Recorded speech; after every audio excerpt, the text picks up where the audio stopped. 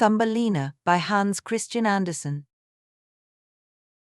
Once upon a time there was a woman who longed to have a child, but she had not been blessed with one. In her desire, she visited an old witch who was known to have magical powers. "Please, give me a child," the woman begged. The witch smiled kindly and handed her a tiny seed. "Plant this seed in a flower pot and tend to it carefully. You will soon have your heart's desire." The woman took the seed home and planted it in a pot of rich soil. She watered it every day, and before long, a beautiful flower grew, one unlike any she had ever seen.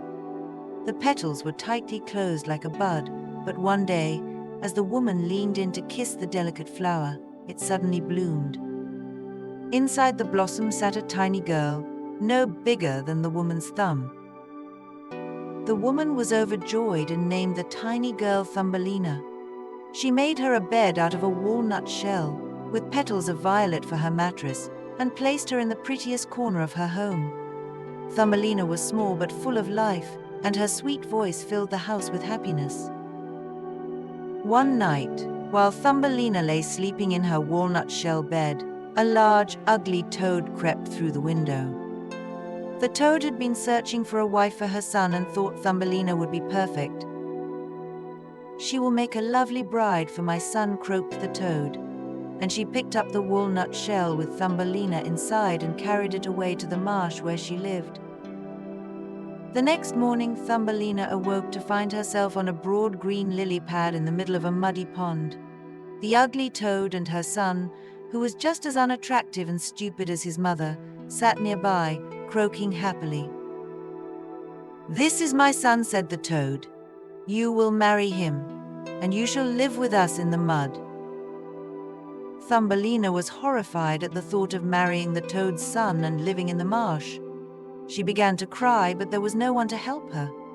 The little fishes in the pond heard her sobbing, and they took pity on her. They nibbled at the stem of the lily pad until it broke free, and Thumbelina floated away, carried by the current. Thumbelina floated down the stream, past many beautiful places. Birds sang in the trees and butterflies fluttered around her.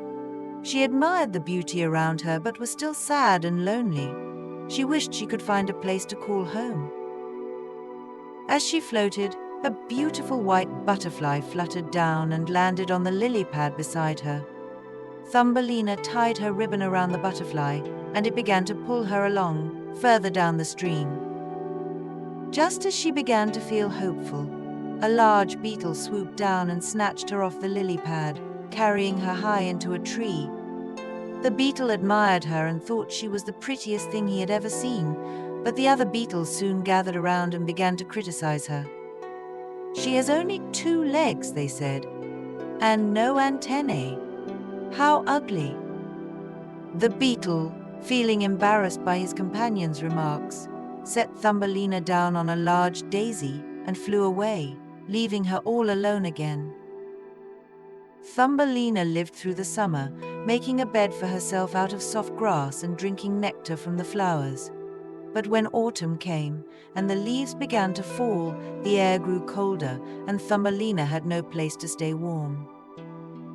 She wandered through the fields, shivering and hungry, until she found a small hole in the ground. It was the home of a field mouse. The kind field mouse invited Thumbelina inside. "You can stay with me through the winter," she said, "but you must keep my house clean and tell me stories." Thumbelina was grateful and agreed to the mouse's terms. She worked hard, and the field mouse treated her well. One day the mouse told Thumbelina that they were to have a guest, a wealthy mole who lived nearby. The mole was rich but dull and blind. He visited the field mouse often, and though he could not see Thumbelina, he heard her sweet voice and soon decided he wanted to marry her. The field mouse, eager to see Thumbelina well settled, encouraged the match, but Thumbelina was unhappy at the thought of living underground with the mole. One day, as Thumbelina and the mole were walking through one of the mole's tunnels, they found a swallow lying cold and still on the ground. Thumbelina was heartbroken, for she had often heard the swallows singing in the summer.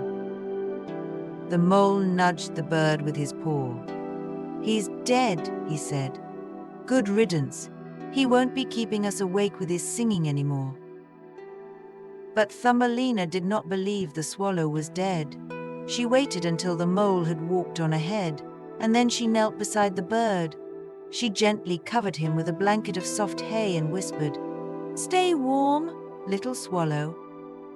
That night, Thumbelina returned to the swallow and found that he was still alive, though weak from the cold. She cared for him all through the winter, bringing him food and keeping him warm. The swallow grew stronger each day, and by the time spring arrived, he was ready to fly again. "Thank you for saving my life," said the swallow. "Come with me, and I will take you far away from here." But Thumbelina could not leave the kind field mouse without saying goodbye, so she declined the swallow's offer. Spring turned to summer, and the day of Thumbelina's wedding to the mole drew near. Thumbelina was very unhappy, but she did not want to disappoint the field mouse. On the day of the wedding, she stood outside the mole's tunnel, looking up at the warm sun, longing to be free. Just then, she heard the familiar song of the swallow. He had returned, and when he saw Thumbelina's sadness, he insisted she come with him. "Climb onto my back," he said. "I will take you away to a place where the sun always shines, and you will never be sad again." Thumbelina climbed onto the swallow's back, and they flew away over fields and forests, until they reached a beautiful land where the sun always shone and the flowers bloomed all year round. The swallow carried Thumbelina to a meadow where he gently set her down on a large white flower. As Thumbelina looked around, she saw that the flower was home to a tiny prince, no bigger than herself, with delicate wings and a golden crown. The prince was enchanted by Thumbelina's beauty and grace, and he asked her to be his queen. Thumbelina was overjoyed, and she agreed. The prince gave her a pair of delicate wings so that she could fly, and they lived happily ever after in the land of the flowers. As for the swallow, he flew back to his nest, and whenever he returned to Thumbelina's kingdom, he would sing her praises and tell the story of her adventures. And so Thumbelina found her true home at last, in a land of warmth, beauty, and love. The Elves and the Shoemaker by Brothers Grimm. Once upon a time, there was a poor shoemaker who worked very hard, but still, he could not earn enough to live upon. At last there came a day when all he had in the world was gone except just enough leather to make one pair of shoes. In the evening he cut out the leather, all ready to make up the next day, meaning to rise early in the morning to his work. His conscience was clear and his heart light amidst all his troubles, so he went peaceably to bed, left all his cares to heaven, and soon fell asleep. In the morning, after he had said his prayers, he sat down to his work when, to his great wonder, there stood the shoes already made upon the table. The good man knew not what to say or think at such an odd thing happening. He looked at the workmanship. There was not one false stitch in the whole job. It was all so neat and true that it was quite a masterpiece. The same day a customer came in, and the shoes suited him so well that he willingly paid a price higher than usual for them. The poor shoemaker, with the money, bought leather enough to make 2 pairs more. In the evening he cut out the work and went to bed early, so that he might get up and begin work the next day.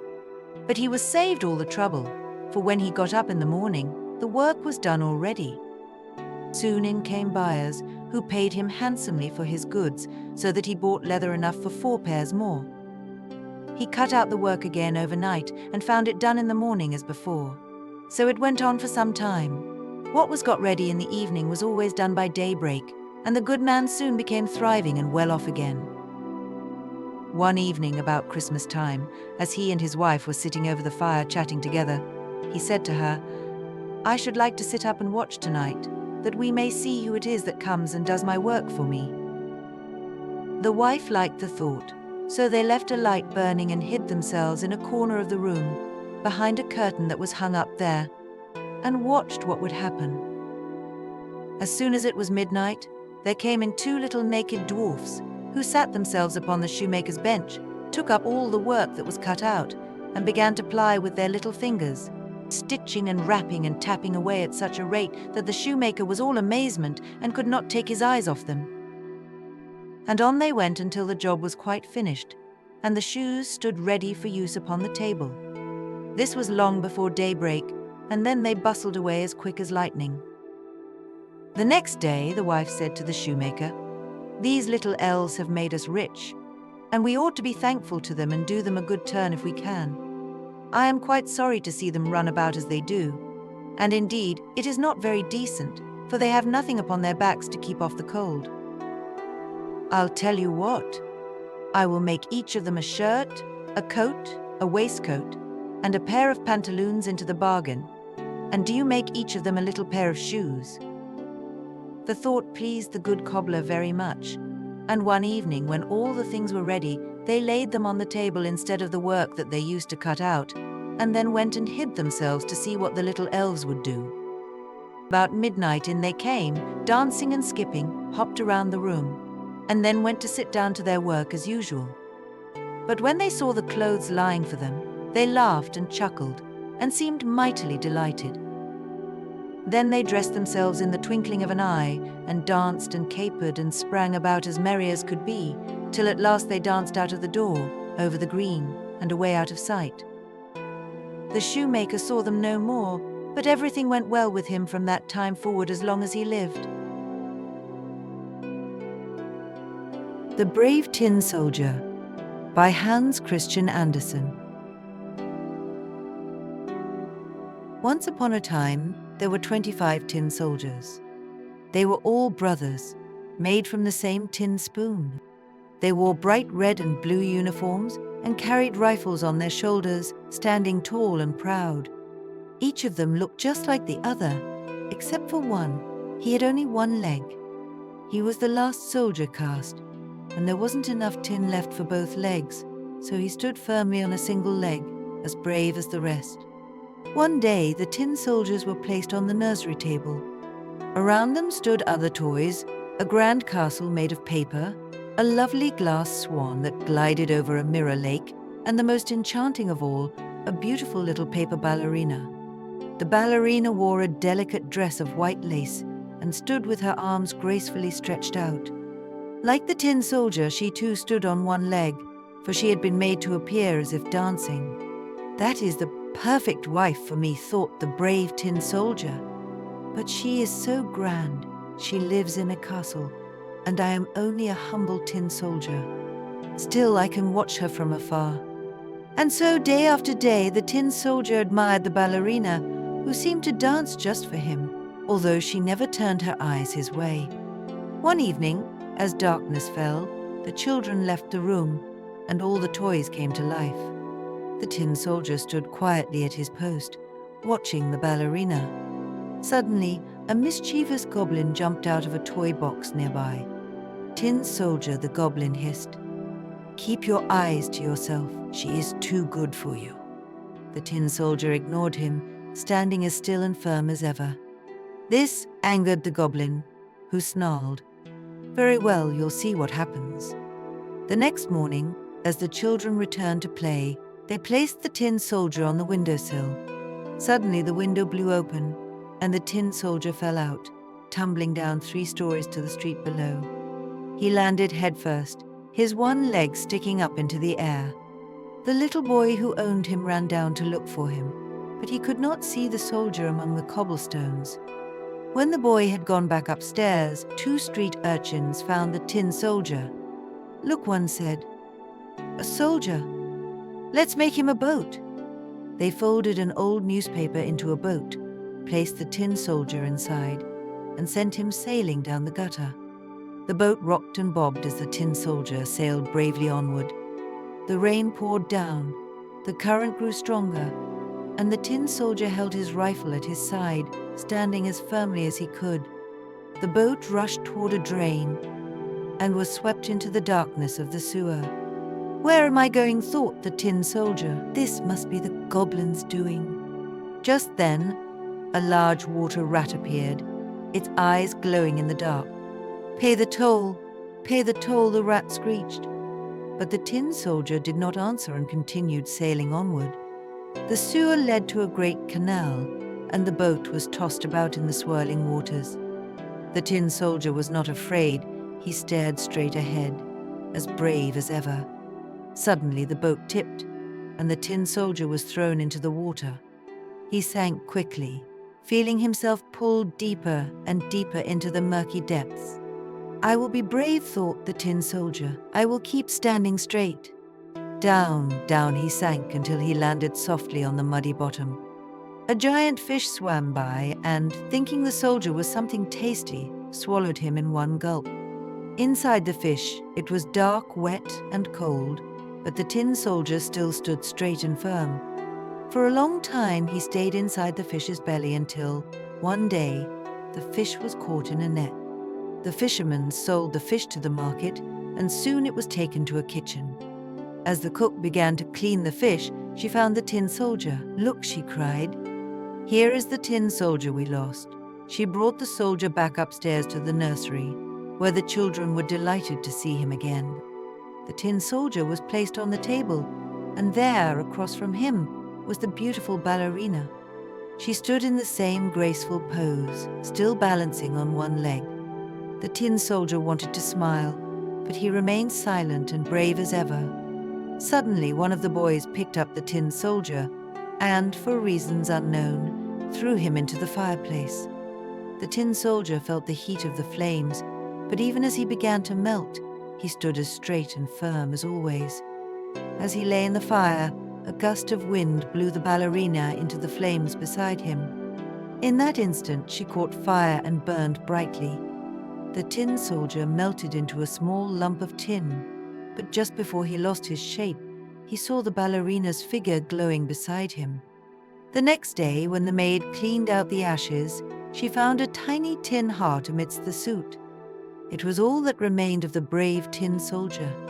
Next to it was a little metal rose, the only part left of the ballerina. And so the tin soldier and the ballerina were together at last, their hearts united in the warmth of the flames. The Little Mermaid by Hans Christian Andersen. Far out in the ocean, where the water is as blue as the prettiest cornflower and as clear as crystal, it is very, very deep. So deep, indeed, that no cable could fathom it. Many church steeples, piled one upon another, would not reach from the ground beneath to the surface of the water above. There dwelt the Sea King and his subjects. Now, don't imagine that there are only bare white sands at the bottom of the sea. No, indeed. The most singular flowers and plants grow there, the leaves and stems of which are so pliant that the slightest agitation of the water causes them to stir, as if they had life. Fishes, both large and small, glide between the branches as birds fly among the trees here upon land. In the deepest spot of all stands the castle of the Sea King. Its walls are built of coral, and the long Gothic windows are of the clearest amber. The roof is formed of shells that open and close as the water flows over them. Their appearance is very beautiful, for in each lies a glittering pearl, which would be fit for the diadem of a queen. The Sea King had been a widower for many years, and his aged mother kept house for him. She was a very wise woman and exceedingly proud of her high birth. On that account she wore 12 oysters on her tail, while others, also of high rank, were only allowed to wear 6. She was, however, deserving of very great praise, especially for her care of the little sea princesses, her granddaughters. They were 6 beautiful children. The youngest was the prettiest of them all. Her skin was as clear and delicate as a rose leaf, and her eyes as blue as the deepest sea. But like all the others, she had no feet, and her body ended in a fish's tail. All day long, they played in the great halls of the castle or among the living flowers that grew out of the walls. The large amber windows were open, and the fish swam in, just as the swallows fly into our houses when we open the windows. But the fishes swam straight up to the princesses, ate out of their hands, and allowed themselves to be stroked. Outside the castle, there was a beautiful garden in which grew bright red and dark blue flowers and blossoms like flames of fire. The fruit glittered like gold, and the leaves and stems waved to and fro continually. The earth itself was the finest sand, but blue as the flame of burning sulfur. Over everything lay a peculiar blue radiance, as if the blue sky were everywhere above and below, instead of the dark depths of the sea. In calm weather, the sun could be seen, looking like a reddish-purple flower with light streaming from the calyx. Each of the young princesses had a little plot of ground in the garden, where she might dig and plant as she pleased. One arranged her flower bed in the form of a whale. Another thought it better to make hers like the figure of a little mermaid, but that of the youngest was round like the sun and contained flowers as red as his rays at sunset. She was a strange child, quiet and thoughtful. While her sisters would be delighted with the wonderful things they obtained from the wrecks of vessels, she cared for nothing but her pretty red flowers, like the sun, excepting a beautiful marble statue. It was the representation of a handsome boy carved out of pure white stone, which had fallen to the bottom of the sea from a wreck. She planted by the statue a rose-colored weeping willow. It grew splendidly, and very soon hung its fresh branches over the statue, almost down to the blue sands. The shadows had the color of violet and waved to and fro like the branches. It seemed as if the crown of the tree and the root were at play, and trying to kiss each other. Nothing gave her so much pleasure as to hear about the world above the sea. She made her old grandmother tell her all she knew of the ships and of the towns, the people, and the animals. To her, it seemed most wonderful and beautiful to hear that the flowers of the land had fragrance, but that those below the sea had none. That the trees of the forest were green, and that the fishes among the trees could sing so sweetly that it was quite a pleasure to hear them. Her grandmother called the birds fishes, for she could not imagine any other name for them, as she had never seen birds. "When you have reached your 15th year," said the grandmother, "you will have permission to rise up out of the sea, sit on the rocks in the moonlight, and see the great ships sailing by. Then you will see both forests and towns." In the following year, one of the sisters would be 15, but as each was a year younger than the other, the youngest would have to wait 5 years before her turn came to rise up from the bottom of the ocean and see the earth as we do. However, each promised to tell the others what she saw on her first visit and what she thought was most beautiful. Their grandmother could not tell them enough. There were so many things about which they wanted to know. None of them longed so much for her turn to come as the youngest, she who had the longest time to wait and who was so quiet and thoughtful. Many nights she stood by the open window, looking up through the dark blue water and watching the fish as they splashed about with their fins and tails. She could see the moon and stars shining faintly, but through the water they looked larger than they do to our eyes. When something like a black cloud passed between her and them, she knew that it was either a whale swimming over her head or a ship full of human beings, who never imagined that a pretty little mermaid was standing beneath them, holding out her white hands towards the keel of their ship. At length, the eldest was 15 and was allowed to rise to the surface of the ocean. When she returned, she had 100 things to talk about. But the finest thing, she said, was to lie on a sandbank in the quiet moonlit sea near the coast and gaze on a large town nearby, where the lights were twinkling like hundreds of stars. To listen to the sounds of music, the noise of carriages, and the voices of human beings, and then to hear the merry peal of bells in the church steeples.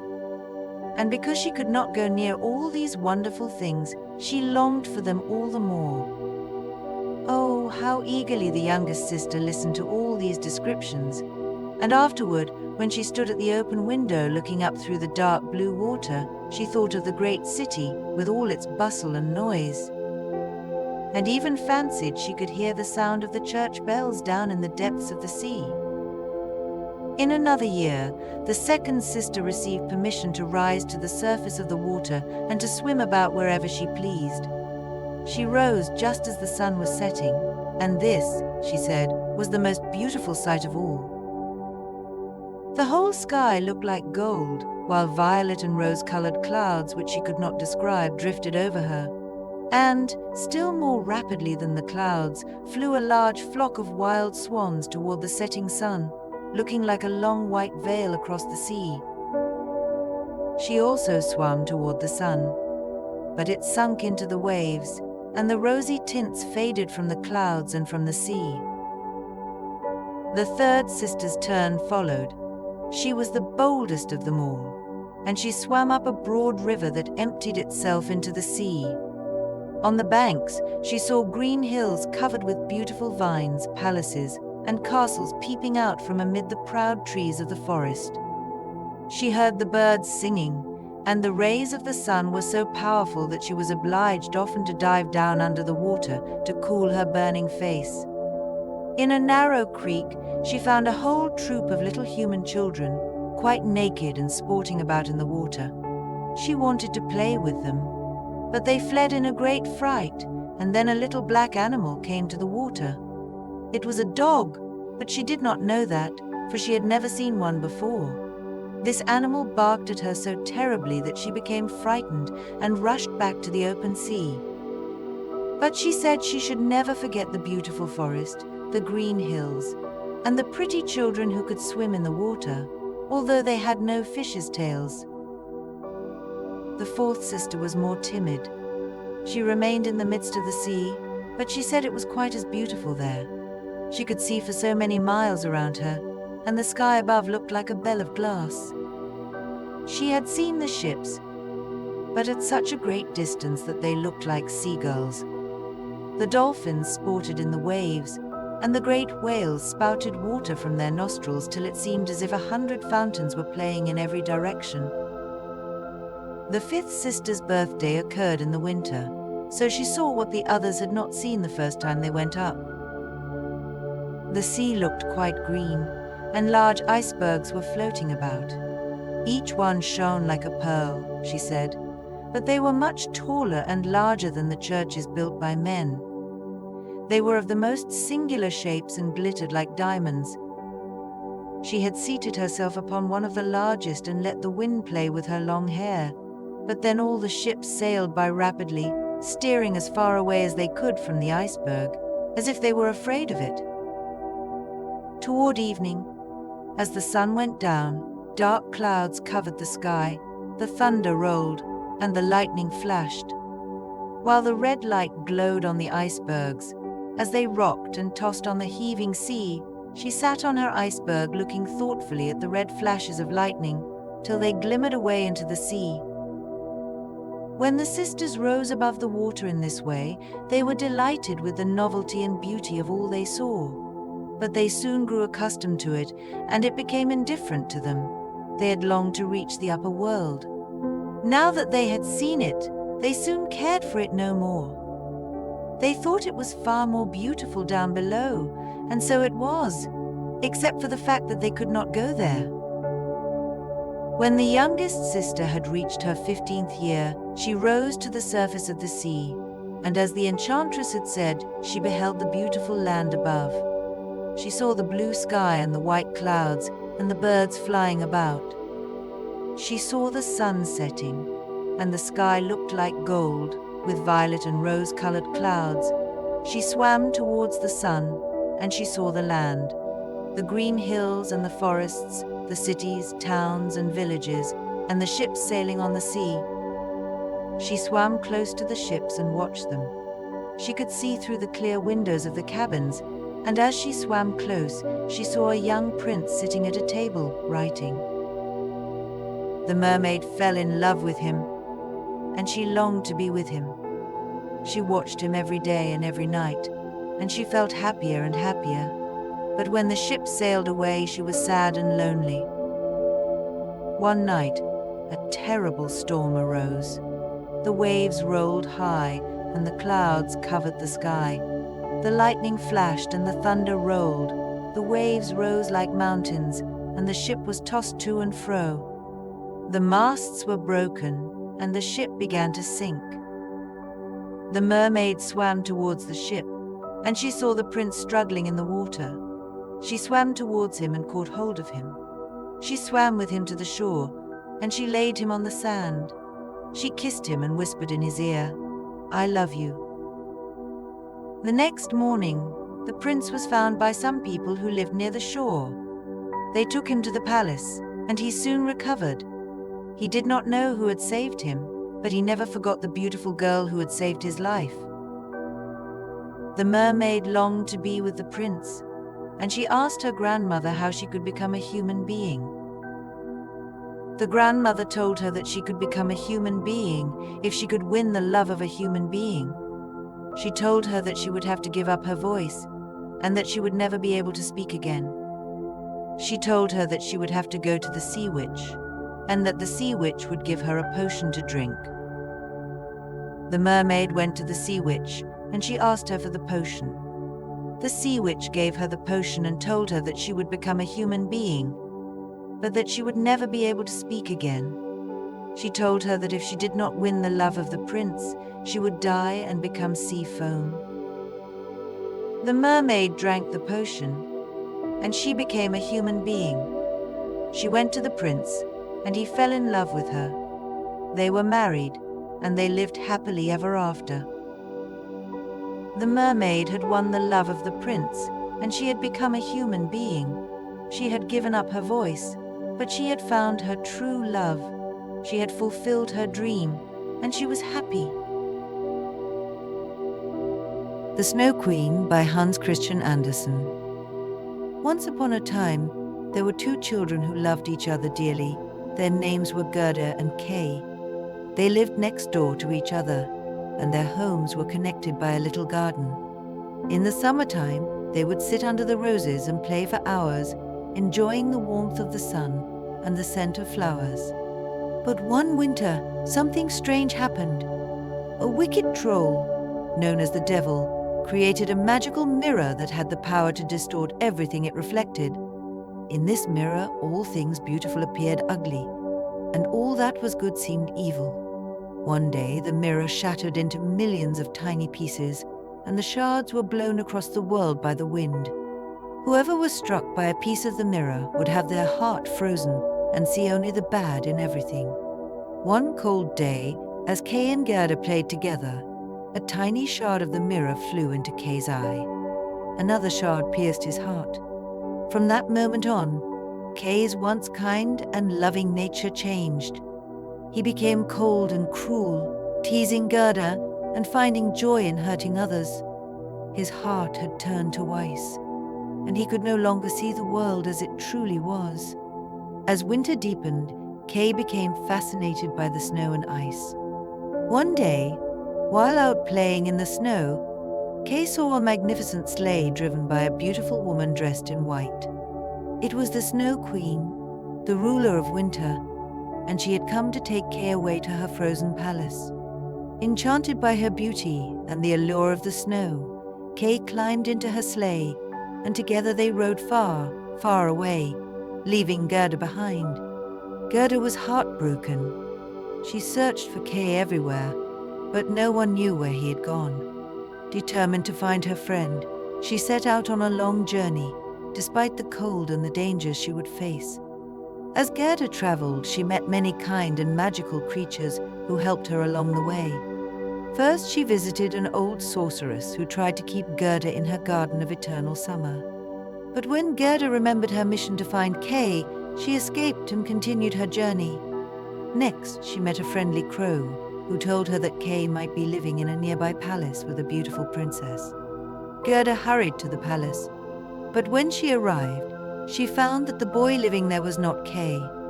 Disappointed but undeterred, Gerda continued her journey north, following the cold winds that she believed would lead her to Kay. Along the way, she was captured by a band of robbers. The leader of the robbers had a wild daughter who took a liking to Gerda. The girl gave Gerda a reindeer named Bay to help her on her journey to the Snow Queen's palace in the far north. The reindeer carried Gerda across the frozen wilderness until they finally reached the palace of the Snow Queen. Inside, everything was made of ice, the walls, the floors, even the Snow Queen's throne. And there, sitting on the frozen floor, was Kay. His heart had been turned to ice, and he sat still and silent, unaware of Gerda's presence. Gerda ran to Kay and embraced him, weeping for her lost friend.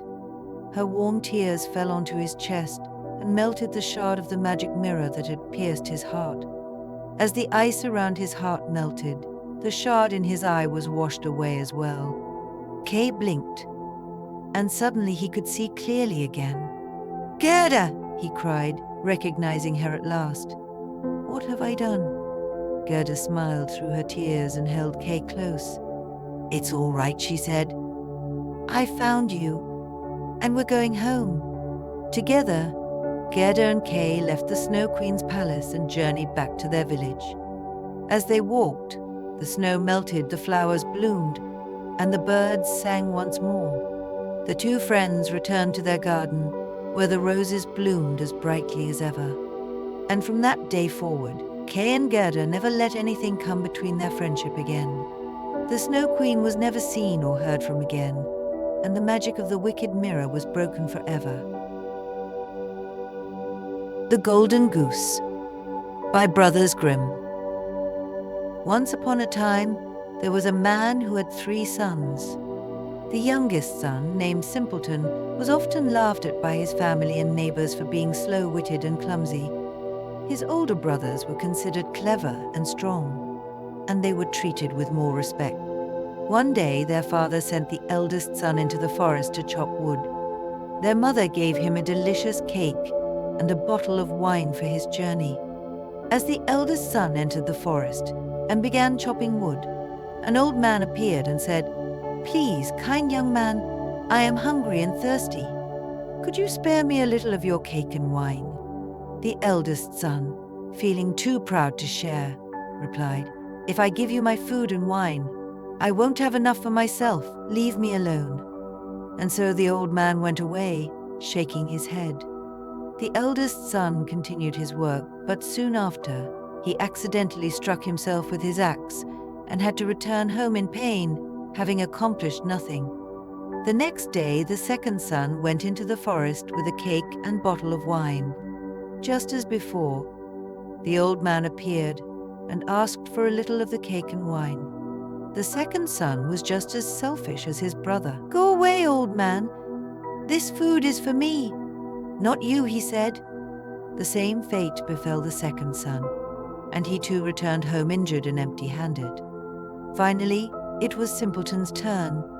Though his family doubted he could succeed, he set off into the forest.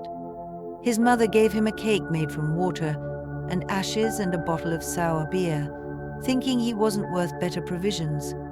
When Simpleton reached the forest, the old man appeared again and asked for a little food and drink. Simpleton, with a kind heart, said, "I only have a simple cake and sour beer, but you are welcome to share it with me." The old man smiled and sat with Simpleton to eat. When they had finished, the old man said, "Because of your generosity and kindness, I will reward you. Chop down that old tree over there, and you will find something special." Then the old man disappeared. Simpleton did as the old man said and chopped down the tree.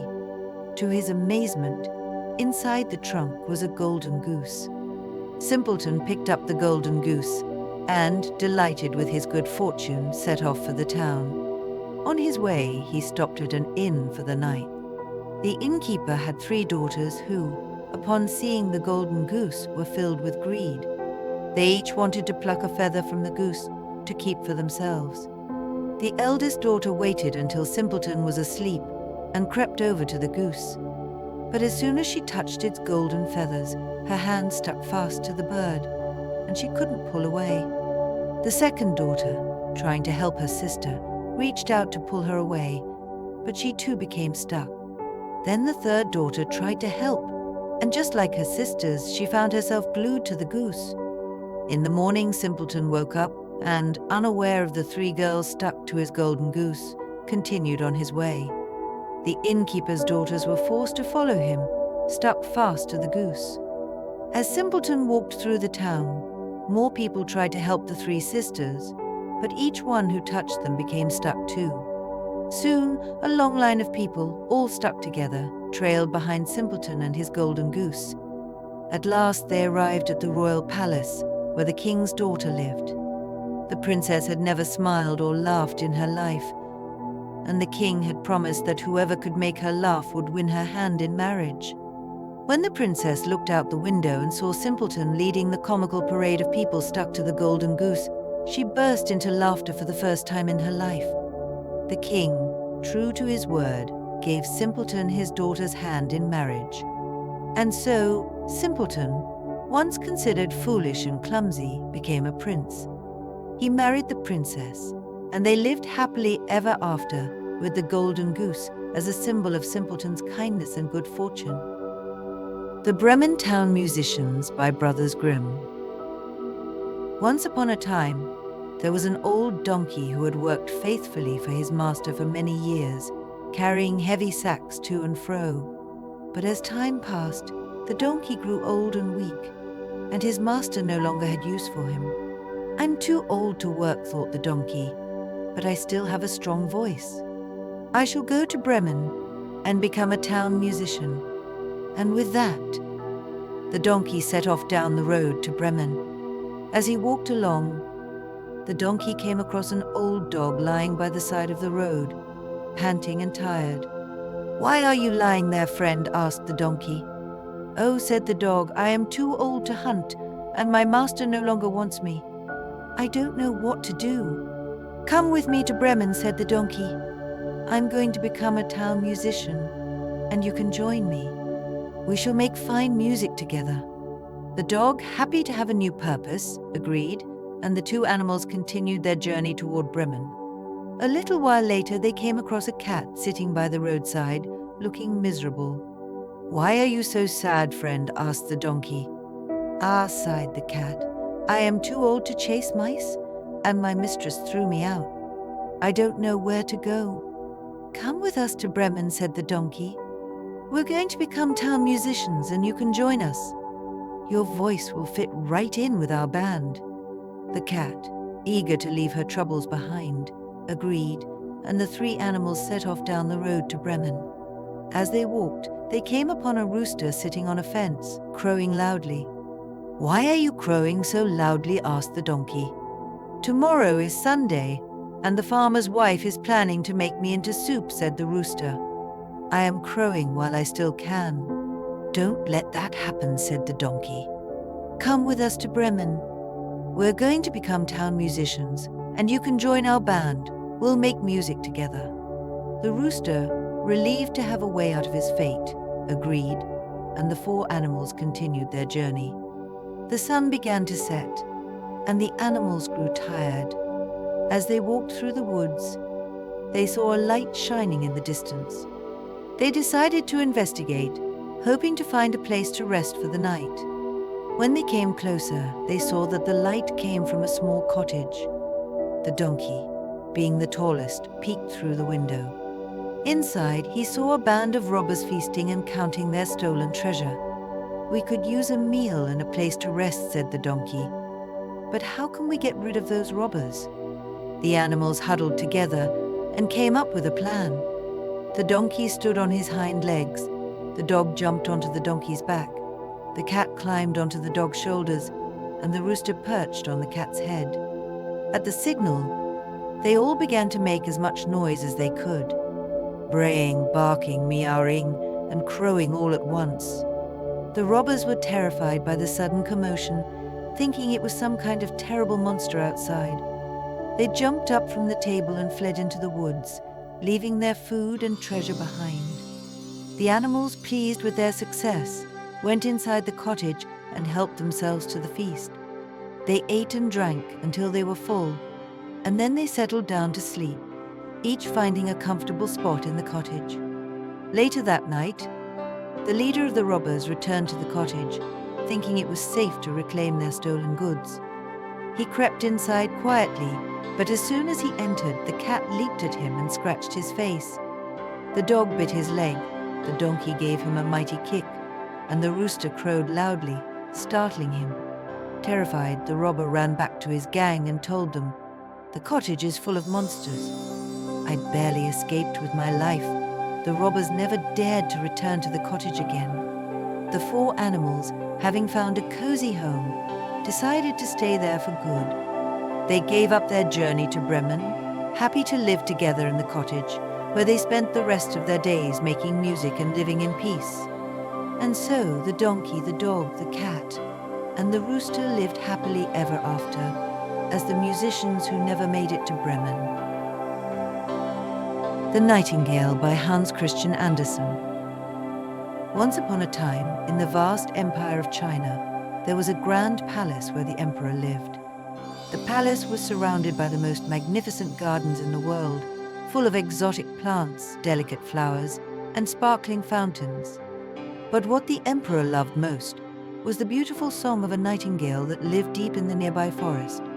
Although the nightingale's song was famous throughout the kingdom, many of the emperor's courtiers had never seen the bird or heard its song. The nightingale was simple and plain to look at, yet its music was so sweet and pure that people traveled from far and wide just to listen. One day, the emperor read about the nightingale in a book that described its song as the most beautiful in all the land. Curious, the emperor commanded that the nightingale be brought to him so he could hear it sing. The courtiers were alarmed, for none of them knew where to find the nightingale. They searched throughout the palace and the gardens, but the nightingale was nowhere to be found. Finally, a humble kitchen maid spoke up. She told them that she had heard the nightingale sing many times while she gathered water in the forest. With the kitchen maid's help, the courtiers found the nightingale and brought it to the palace. The little bird sang for the emperor, and its voice was so sweet and melodious that it brought tears to his eyes. "Stay with me, dear nightingale," said the emperor, "and you shall live in luxury. You will sing for me whenever I wish." The nightingale agreed and stayed at the palace, but it soon became unhappy. The courtiers placed the bird in a golden cage, and although it was treated well, the nightingale longed for the freedom of the forest. One day, a gift arrived for the emperor, a mechanical nightingale covered in jewels and gold that could sing like the real bird. The emperor was delighted with the beautiful toy. The mechanical bird's song was perfect, but it always sang the same tune. The emperor quickly became enchanted with the mechanical bird, and soon the real nightingale was forgotten. Feeling sad and unwanted, the nightingale slipped away from the palace and returned to the forest. For a time, the emperor was content with his jeweled mechanical bird. It sang the same song over and over again, and the people admired it for its beauty.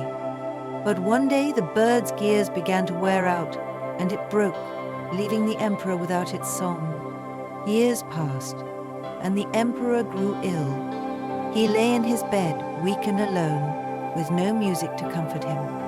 He wished for the sweet song of the nightingale, but it was nowhere to be found. One night, as the emperor lay on his deathbed, the real nightingale flew to his window.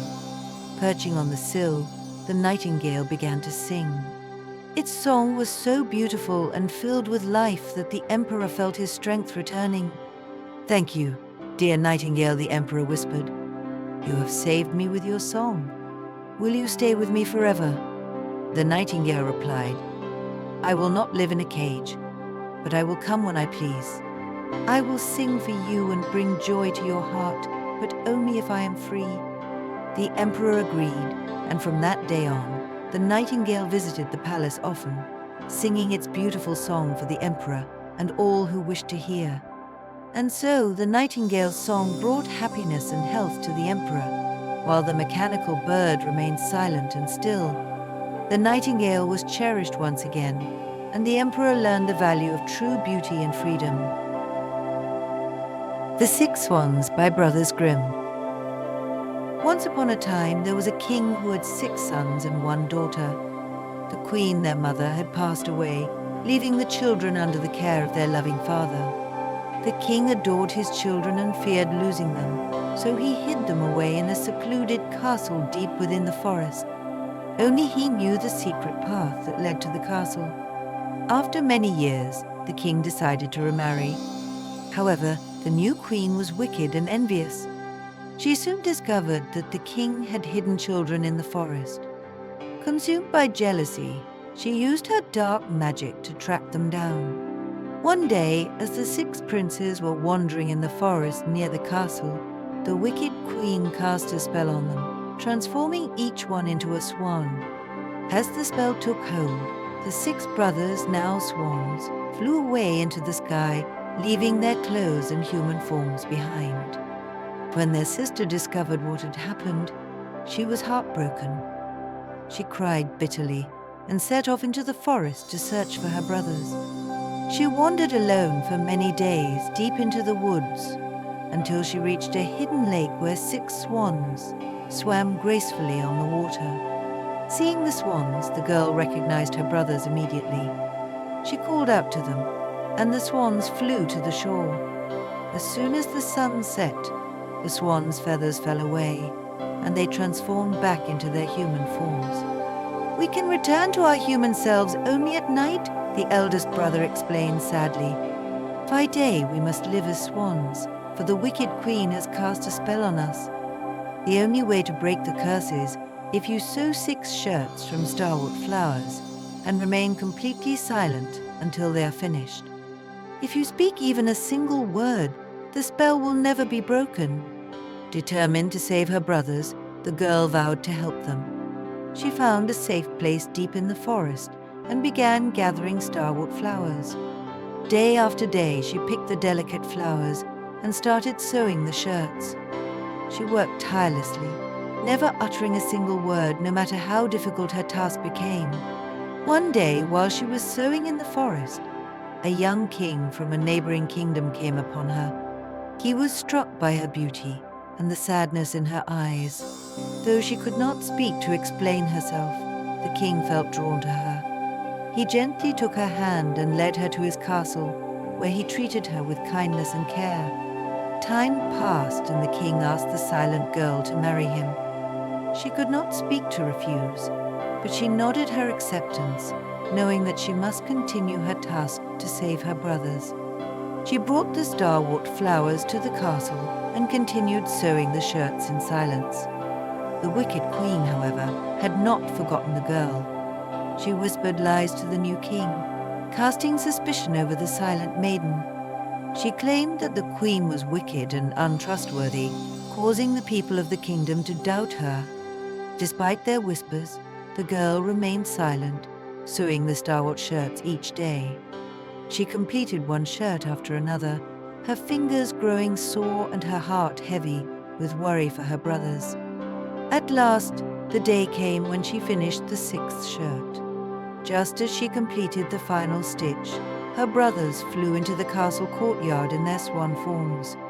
She hurried to the window and threw the shirts over them. As the shirts settled on their backs, the swans transformed back into princes.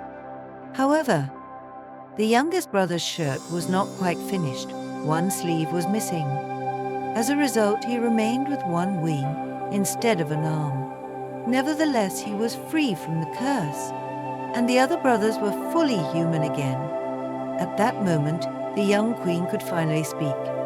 She explained everything to the king, how her brothers had been cursed by the wicked queen and how she had worked in silence to save them. The king, who had loved her despite the doubts and whispers, embraced her and pledged his loyalty. The wicked queen's deceit was revealed, and she was banished from the kingdom. The young queen and her brothers lived happily in the castle, grateful for the love and courage that had broken the spell. And so, the 6 brothers and their brave sister lived together in peace, the youngest brother always bearing a swan's wing as a reminder of their ordeal and the strength of their sister's love. Rumpelstiltskin by Brothers Grimm. Once upon a time there was a poor miller who had a beautiful daughter. One day the miller, in an attempt to impress the king, boasted that his daughter could spin straw into gold.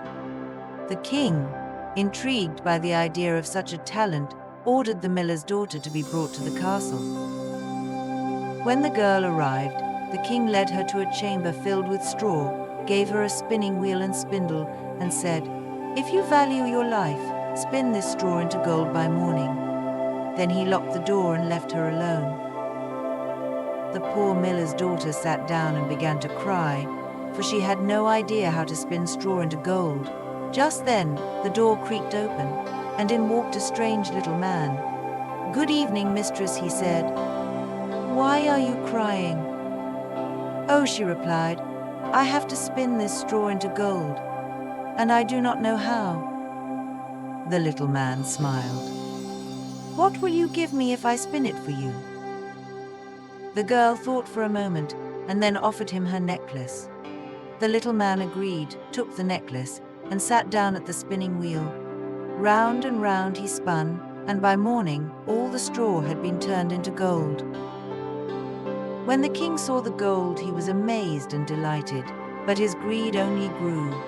He took the miller's daughter to a larger room filled with even more straw, and ordered her to spin it into gold by morning if she valued her life. Once again, the girl sat down and began to cry. The little man appeared once more and asked, "What will you give me if I spin this straw into gold for you?" The girl offered him the ring on her finger, and the little man agreed. He spun all the straw into gold before dawn, and the room was filled with golden spools. The king was overjoyed but still not satisfied.